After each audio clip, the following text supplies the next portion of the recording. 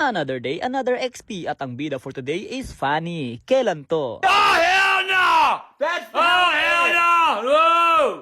Another day, another XP at nag-request pa talaga kayo ng Fanny. Nag-chat ako sa kampi ko pare, sabi ko ano magandang XP, tapos pinakita ko yung lapo ko, yung yusong ko, yung ruby ko. Minsi tar daw, sabi nung Yin. Eh di nag-show ako ng Minsi. 6, 7. Lakas mag-XP, no?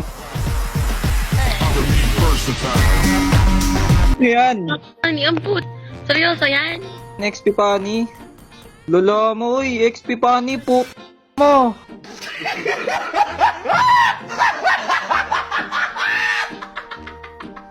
Dead man sa basher pare, di yata ako neto kilala eh. Ako to, Lebron James ng XP lane, kahit sinong XP kaya ko laruin boy. Tuturuan ko kayo mag-XP Pani, dapat first pick nyo pare, second skill para mabilis kayo makapunta sa lane nyo pare. Tapos habangan nyo yung kalaban para pag dumaan siya, wall spam nyo pare, patay agad yan pag wall spam nyo level 1. Benedetta pala yung kalaban ko, bali nag-cut lane siya, hindi ko tuloy siya na wall spam doon, pero okay lang. O tamo pare, wala siyang laban oh.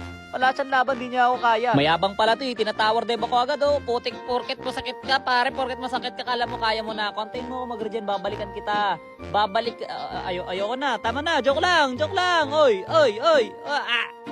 Buti naka-recall pa ako doon. Dali ka sa akin boy, level 2 na ako. Anong gagawin mo ngayon? Level 2 na ako, kita mo yun kung gaano kasakit yan. Na-homesick ako, uwi muna ako ng base, nakakamiss kasi yung base eh. Oy, grabe naman, cable gun. Yan, tama yan, ibibisit niyo yung Benedetta kasi kapag di nyo dinalawan yan, nako kawawa sa akin yan. At para ipakita sa inyo kung paano ko kinawawa ang Benedetta, ito ang clip kung saan pinatay niya ako. At syempre, dahil lintik lang o walang ganti, ipapakita ko sa inyo ngayon kung paano ko siya babawian.